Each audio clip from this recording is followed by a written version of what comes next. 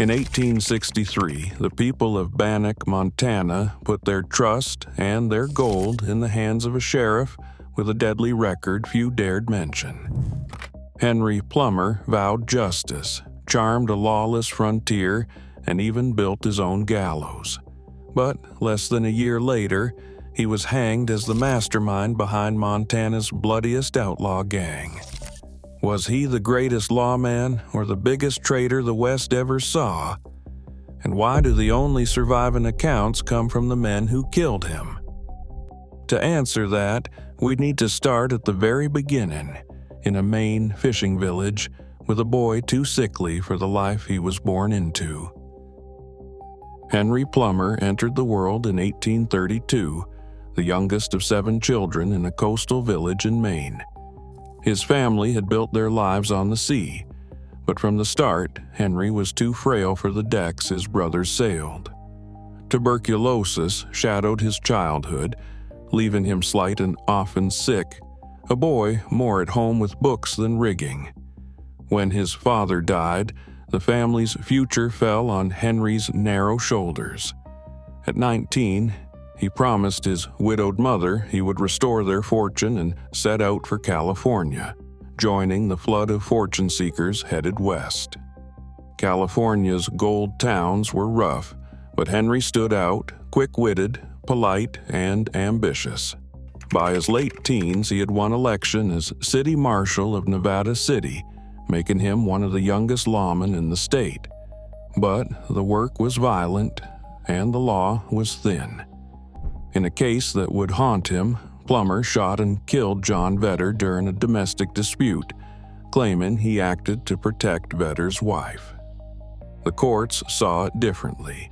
He was convicted and sentenced to 10 years in San Quentin. Yet, even behind bars, his story took another turn. Local officials and citizens petitioned for his release, arguing his tuberculosis would kill him before his sentence ended. The governor agreed, and after just 6 months, Plummer walked free. Freedom did not bring peace. Another killing followed in 1861, this time during an attempted arrest. Accused of horse theft and facing mounting suspicion, Plummer escaped jail with pistols smuggled in by friends. By his mid-20s, he had been both a lawman and a fugitive, marked by violence, charm, and a knack for survival that would carry him deeper into the West. Winter pressed down hard on the trails out of Idaho, but Henry Plummer kept moving. In Lewiston, he passed as a gambler, blending into saloons thick with men who'd run from their own pasts. Some remembered him as the man who stopped a lynching there. Others whispered that he was behind a string of robberies. Either way, suspicion grew, and Plummer vanished north before anyone could pin him down. By November 1862, he stepped into Bannack, Montana, a raw mining camp where nobody knew his name and nobody cared where he'd been. Bannack was a place built on gold and gold dust. Law was a rumor, and violence was routine. Just weeks after his arrival, Plummer found himself at the center of a standoff inside Goodrich Saloon. Jack Cleveland, a loudmouth with a grudge, drew first. Plummer shot him dead. Witnesses called it self-defense. Instead of shunning him, the town took notice. Here was a man who could stand his ground when it mattered. By spring, Bannack's miners needed order. In May 1863, they elected Plummer sheriff by a margin of 307 votes. He moved quickly, appointing Buck Stinson and Ned Ray as his deputies, both men with reputations as hard cases and both destined to become infamous. Plummer's charm, his neat dress, his careful manners, set him apart from the rough crowd. In June, he married Electa Bryan, a young woman from Iowa, promising her and his critics that he'd prove himself a good man. For a brief season, Henry Plummer stood as Bannack's law, with the trust of a town that believed it had found its sheriff at last. Rumors of a hidden gang began to swirl as gold shipments kept vanishing on the roads out of Bannack. The word in the saloons was that a secret brotherhood, more than 100 strong, was bleeding the territory dry.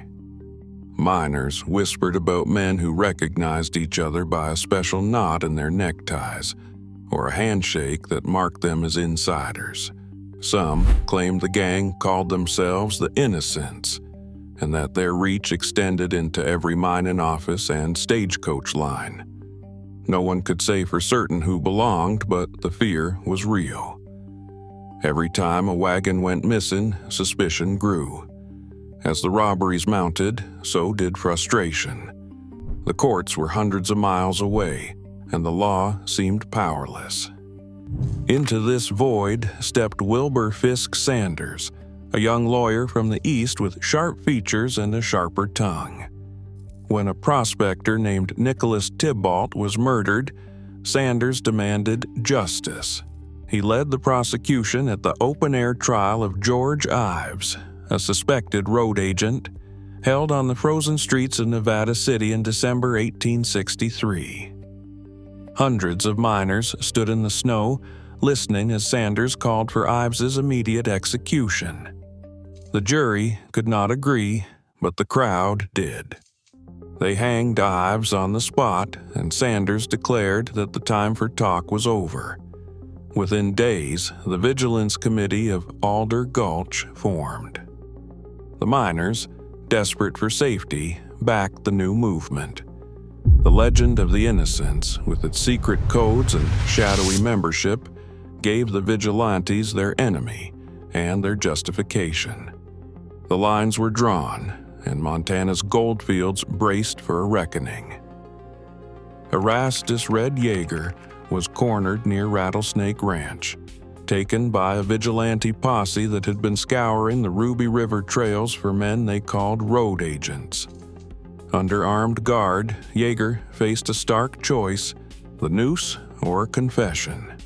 With a rope around his neck and no hope of mercy, he began to talk. He named names, friends, rivals, men he had ridden with or envied. Most damning of all, he accused Henry Plummer, the elected sheriff, of leading the entire gang. There was no written record, no signature, only the word of a man desperate to save his life.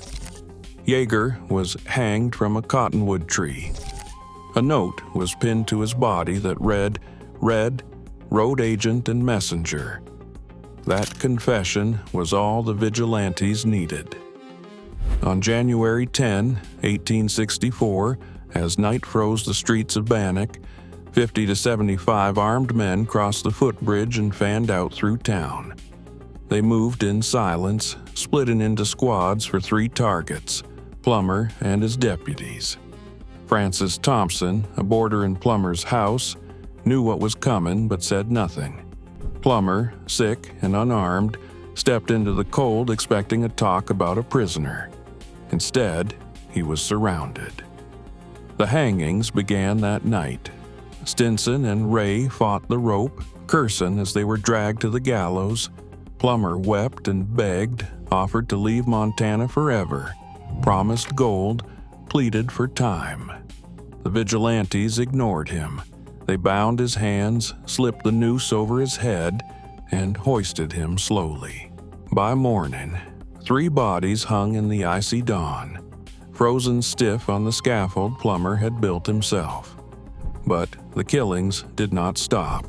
Over the next 6 weeks, at least 20 men were executed. Some named by Yeager, others named by the tortured confessions of those desperate to breathe a little longer.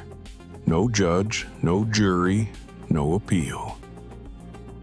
The story of Henry Plummer has always depended on who held the pen. The first book about his supposed crimes, published in 1866, was written by Thomas Dimsdale, a vigilante himself. Dimsdale's account, along with Nathaniel Langford's later writings, shaped the legend of the outlaw sheriff. Both authors were participants, not outsiders, and their words painted the vigilantes as saviors while offering no neutral evidence. There is no surviving physical proof linking Plummer to any Bannack robbery or murder, no signed confession, no recovered gold, no court record. The only accusation came from Red Yeager's unwritten confession, told by men who had already decided Plummer's fate. Even the claim that Plummer was appointed Deputy U.S. Marshal rests on rumor. No official letter has ever surfaced. After his death, robberies in the region did not vanish. They increased, raising questions about the real architects of the violence. In 1993, a Montana jury sat in the old Virginia City courthouse, weighing the same evidence that haunted Bannack a century before. After hours of argument and testimony, the verdict stood at 6 for guilt and 6 for innocence. In American law, that split means acquittal. That suggests that even with all the facts laid bare, certainty remains out of reach. Today, the legacy of those violent months lingers in unexpected places. The numbers 3777, once a coded threat left by vigilantes, are now stitched onto every Montana Highway Patrol shoulder patch and worn by the Air National Guard. Bannack itself survives as a state park. Its weathered jail and silent gallows draw visitors who still search for Plummer's rumored gold. The story endures, not just as a question of guilt or innocence, but as a symbol woven into Montana's identity. In Montana, the badge and the noose once traded places on rumor, not proof. Today, the line between justice and vengeance remains dangerously thin, wherever fear replaces evidence. History still asks, how quickly would we hang a man with only a story? Share your thoughts in the comments.